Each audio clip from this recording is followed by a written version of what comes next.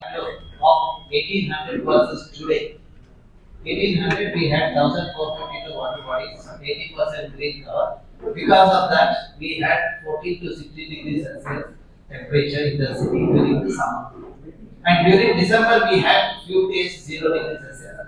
We were growing apples in a place called Palace Orchard, that is Bangalore Palace Grove. And today, we have 260 days and less than 4% green cover, and temperature is 36 to 37 degrees Celsius. That's the greatest achievement of Bangalorean. Is doubling the temperature. Okay. So now, when you look at the undulating terrain, you will see the highest point. That highest point is 940 meter. That's where my campus is there. I am from Indian Institute of Science. We are number one in the country. Globally, we are among the top 100 institutions. And that is because of the work we do for the country and for the globe. But unfortunately, the state government is not willing to take our suggestions. Very irresponsible attitude. Now, when you do the tunnel in this undulating terrain, okay, what happens? According to me, hydrological alteration happens.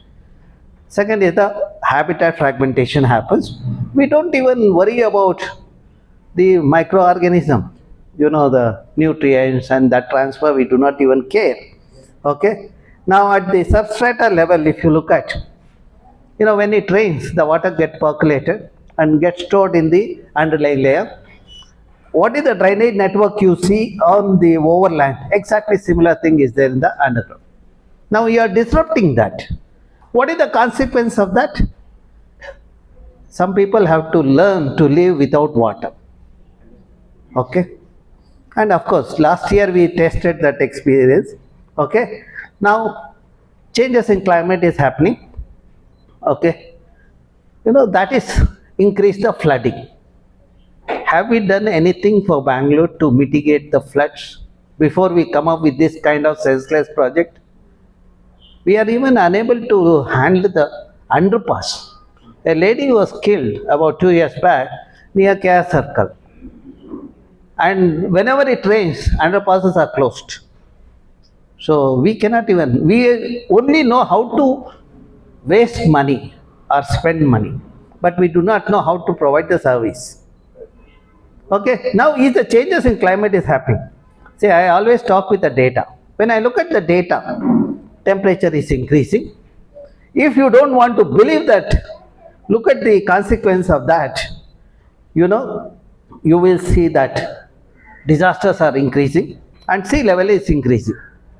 We are paying the price, and that is because of the increase in the greenhouse gases. And if you look at, there is a correlation between the greenhouse gas to the temperature increase. So now, if you do not want the disaster to happen, then you need to be careful. Okay. Now, what else will happen? We will lose our food. For example, if you look at with 1.5 degrees Celsius increase in temperature, 70% of the coral we lose. Another 0.5 degrees, it will be 79%, 99%. And species loss. You see that we will lose endemic insects 6, the plants 8, and the vertebrates 4. I'm not talking about your mosquito and rat or anything like that. I'm talking about the endemic species which does the pollinator, the insect, like honeybees, etc. With another 0.5 degrees Celsius, the temperature shoots up. We will lose 18 insects, 16 plants, and about the 8 vertebrates. You all know the vertebrates. I don't think any vertebrates, 2-legged vertebrates are there in Bangalore. Had the Bangalore had such vertebrates, this kind of project people wouldn't have thought. Okay. Now the drought, 410 million people get affected, and rise in sea level would be about 56 centimeter. Already 49 centimeter there is an increase, which is going to wipe out 50 million people in the coastal area. You may not see your children in the Karwar, Mangalore or Chennai, etc. Okay. Now to summarize, the flooding will happen, simultaneously drought. the food productivity will come down because we lose the pollinators and the cities become vulnerable. That's where we need to plan the cities. So not spend the money and pocket the money. Coastlines become vulnerable. And doctor is here, Sudha is here, you can ask her, the vector-borne diseases will increase. See, whenever there is increase in temperature in Kerala, you have seen chikungunya, dengue, COVID, all those things starts in Kerala only. Okay? So, now let us look at the emissions. I have done the studies across the 10 cities in the country. My study shows that wherever the public transport is weak, the emission is higher. For example, as high as 54% in the Hyderabad and 46% in Bangalore. You know, that means if you want to bring down the emission in the transportation sector, you have to give importance to the public transport, which has to be economical, secured for women and children. So if it is not economical, the people will opt for auto or the cab. So, and we need to make sure that the metros and public transport are cheaper. Okay? And the other thing you would have seen yesterday, Deccan Herald, those who have a habit of reading newspaper would have seen in the second page. I had talked about this some time back, the glass facade building. You know, when this is architecture suitable, required for a European climate or a temperate climate, to get the required thermal comfort, you have to retain the heat. That's where people use the glass facade building. You know, our engineers of today, that my generation, they are all copy-paste masters. Architect and son, they just go to Europe, copy that architecture, bring it and paste it in the tropical climate of Bangalore, Hyderabad, Chennai, etc. Now, what is the implication? In the normal building, if you use electricity, 750 to 1400 units per person per year, in this glass facade building, 14,000 to 17,000 units per person per year. You might ask, you have done the science, what is the use of that?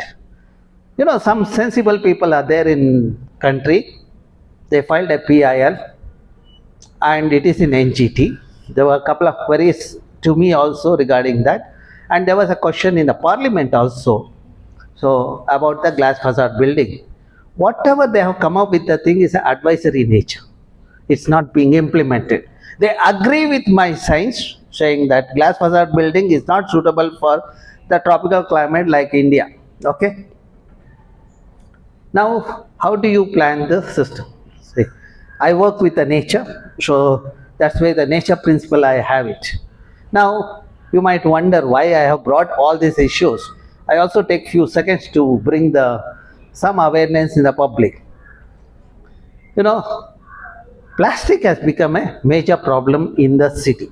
See, when you look at the nature, the transition of energy and material happens from herbivores to the carnivore, and finally whatever is left in the system gets converted into elemental form by bacteria and fungi. That's why when you look at nature, there is nothing called waste. Where do you see waste? You will see waste where waste people are there. Who are these waste fellows? They have affinity to the plastic, the Swiggy and Zomato fellows every day, and so much packing material. And sensible people, of course, will cook at home or use the steel container to get the food. You might ask, why are you so unhappy with them? I am not worried about them, those irresponsible, but I am worried about the children, because my study shows when people use plastic, they are also getting dioxins and carcinogens, the BPAs, etc., along with the plastic. That means we are giving the children the food contaminated with the carcinogen. So that's where we have to be careful. And you see the mess, even in our blood, nanoplastics are there. You may go to the doctor, get your blood sample analyzed.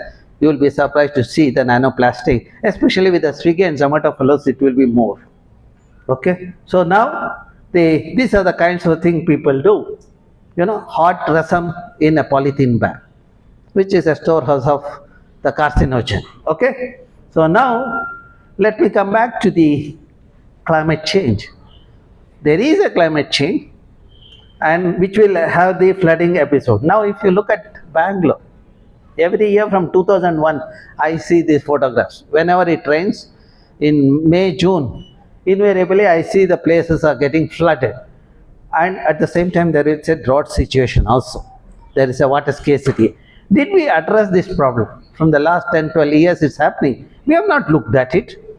Rather than looking at the thing which is required, we are getting into more and more complex problems. Okay, so now if you look at the flooding happens because I said lakes are interconnected. If you remove the interconnectivity, those are the pockets where the vulnerability happen, where people have swallowed the lake, where they are sitting on the drain. RR Nagar you go, you will see a politician sitting on the drain and also a film actor sitting on the drain. Of course, now he is sitting in the jail. That's a different issue. So finally they have to pay. That's what happens. Okay. So now, what is the problem of our this one? See, when I look at why the water scarcity happens in the city, because of the absence of water urbanism in our planning. What is this urbanism, water urbanism? Which means you are not planning the landscape conducive to retain the water. You are transforming transitioning the landscape from forest to paved landscape, and interconnectivity among the lakes is lost, and the groundwater recharge gets reduced. And what is to be done? We need to create the ecological pore spaces. Okay, landscape is porous with the cover of vegetation and water bodies. Okay, now why it happens? You know, first is a senseless, unplanned urbanization. Look at the way the things are happening. 1973, the city had 68% green cover, aptly known as a garden city or a pensioner's paradise because of the temperature at the time. 90s, you know, with the industrialization, changes started happening. 2000, with IT-BT coming in the outskirts, we started seeing the landscape changing. Now with these IT-BT fellows sitting in the outskirts, no, whenever they cry, immediately the people come up with the project, flyover. When I cry from, you know, from Basanagudi to go to IISc, they don't care. Okay, so then, so now 2006 intensification, 2009 further intensification has happened, and now 2025, 87% of the Bangalore landscape is covered with the concrete, and because of that groundwater recharge is not happening. Not only the top we are concretizing, now we want even the sub-layers. We don't want that. This is a tragedy, okay? The city is a knowledge city. City is a science city. Can't we take the science for planning? We don't do that. We, you know, I have written C+. We are planned by the crooks.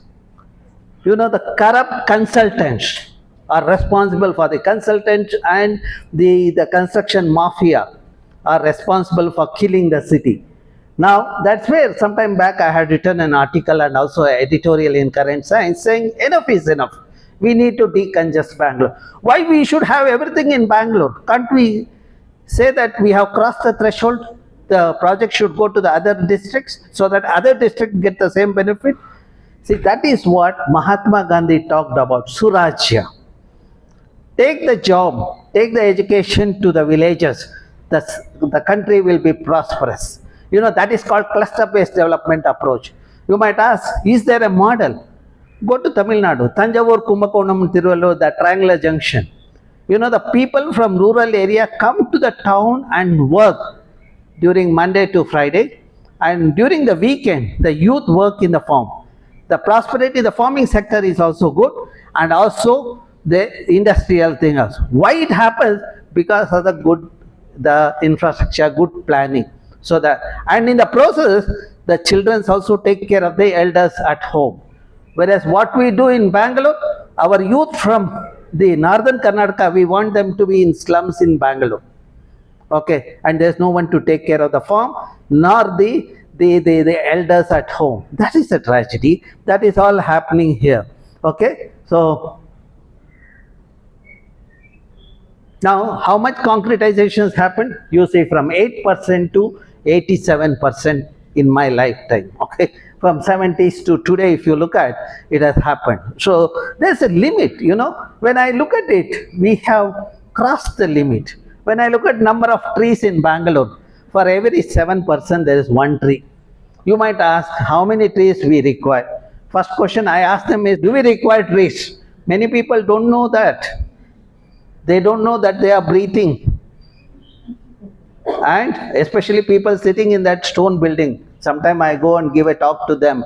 One of the minister told me, when the steel flyover controversy was happening, he said that trees are all required for people like you, not for us. And I told the gentleman in one of the public forum who was sitting next to me, the trees are required for you as well as me, because both of us are breathing. When we breathe out, we go out a carbon dioxide to an extent of 540 to 980 grams per person per day, and 1 hectare tree takes away the carbon to an extent of 6 to 9 tons. By that ratio, for every person, there should have been 7 to 8 trees. But what we have in Bangalore is 7 person, 1 tree. And that gentleman was very keen on steel flyover. Why? Because all his building projects are in the Hebbal circle. He had assured those people that he will give a good connectivity so that they don't have to worry about coming to the city. And the same guy is behind this one, along with the another man who is also equally bad. Okay, as far as the Bangalore is concerned. Okay, now number of lakes in Bangalore. If you look at in 1973, we had 756 lakes. Today we have 216 lakes. That means over a period of last 5 decades, Bangaloreans have swallowed 540 lakes. 79% reduction in lakes has happened.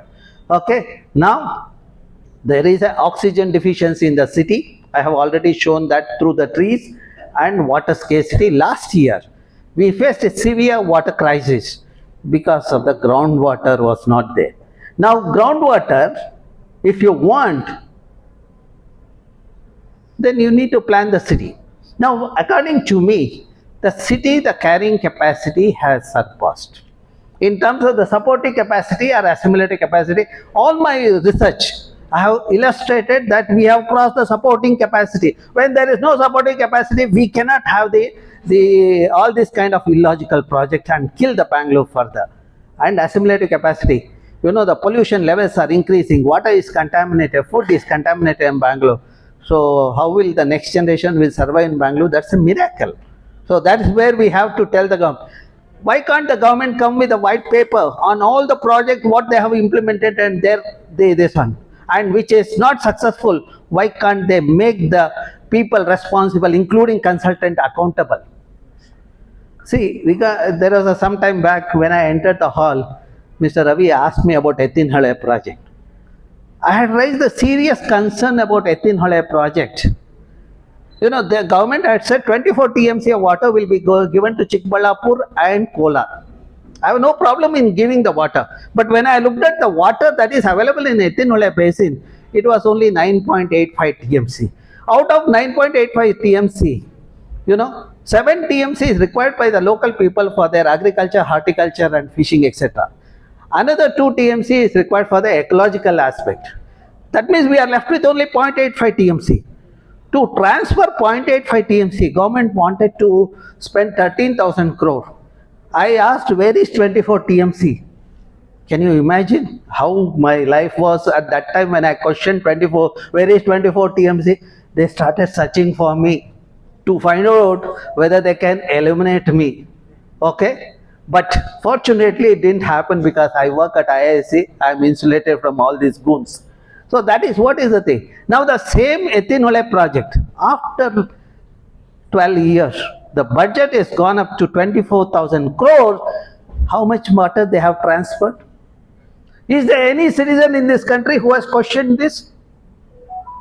See, we don't do that. That is what is our problem is. We are too passive. Why can't we get into this and start questioning? At least when experts start speaking, why can't they take it forward? Okay. So then I thought that whatever the science I have done should reach the destination. We developed the Bangalore Urban Information System. This decision support system is available online for the public as well for the advocacy and the decision making. Okay. Similarly, we have Bangalore Lake Information System also, which gives the details of all lakes in Bangalore, lake-wise, water quality, what kind of fish is there, etc. Okay. Now let's look at lakes and groundwater. See, when the lakes were there, people were getting water at the 80 to 100 feet. When the lake was removed in 5 years, it went down to 600 feet. Today, after 24 years, we have gone down to 1900 feet, there's no water.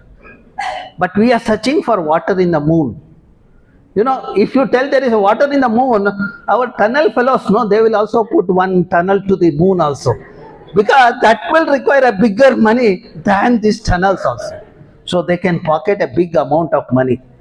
So now you might ask, what is the proof that there is a link between the lake and the groundwater? See, Sarki Lake was rejuvenated about 4 years back. I was a member of the committee. Within a year of rejuvenation, groundwater table improved from 920 feet to 610 feet. That means 310 feet increase in the ground table happened.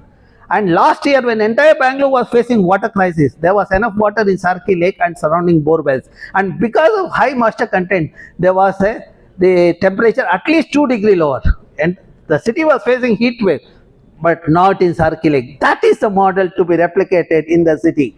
Now the temperature in the city, what was 21 degrees became in 90s became 24 degrees in 2000 or 28 degrees in 2010. Today about 36 to 39 degrees. And if you move from the city center, okay,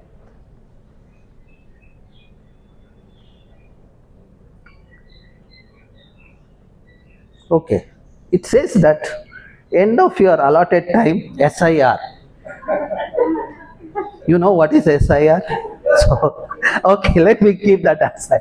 Now, when you go from the center of the city in 8 direction, you see wherever lakes are there and the greenery is there, temperature is at least 2 degrees lower. Okay.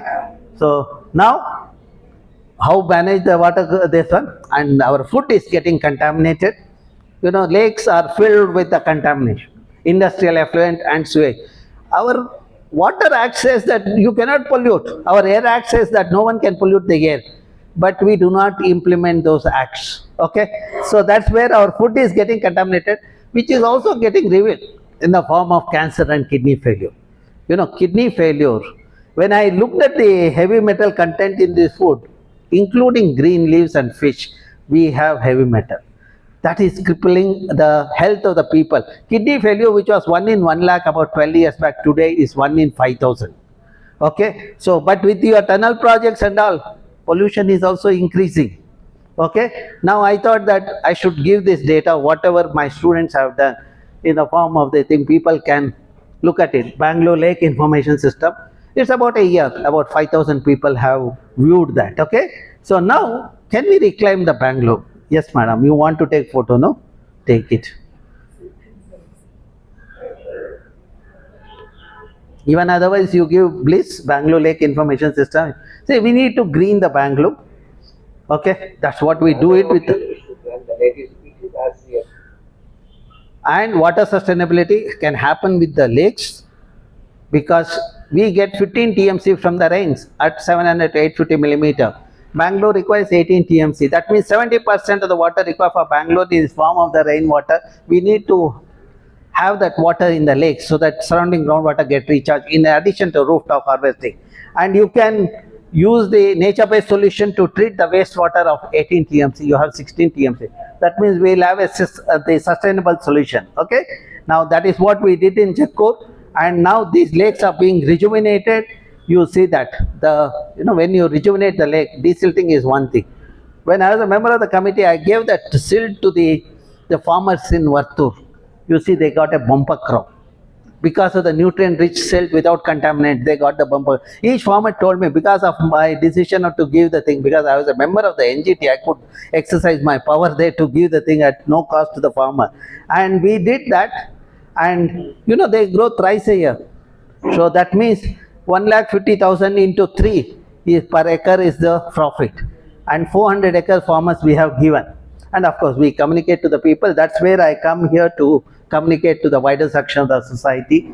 So to summarize, we need to ask for the white paper from the government for all the projects, what they have put on the thing and how much money they spend and how far it has met the purpose. And in the process, how much degradation has happened to our environment. The day when you include the degradation of the environment in your project, then you will see sustainability in place. And this tunnel project is going to cripple our groundwater system, aquifers and all those things, which happened with earlier tunnels also, but now we are going to do that. And is it going to solve the problem? You know, you are shifting the problem from one place to the other. It is not going to be solving the problem. And it is not a sustainable thing. People like you and me may not travel in the tunnel because we don't want to pay that toll. But for whom this tunnel? Is the city is only for the elites and the planned by the corrupt consultants and corrupt bureaucracy, corrupt politicians? That's where the C plus comes. So with this, I end my talk. I hope you will raise your voice and make the system to shake. So already it is shaking. Now is the right time to shake it further so that you will have the success in your system. And the voice of a scientist may not reach the destination so easily. At least the citizen's voice will reach. You should make all the sleeping citizens to wake up and make them to understand and throw all these corrupt consultants out. Otherwise, we will not see the sustainability and our children will not have clean air and water. Thank you very much.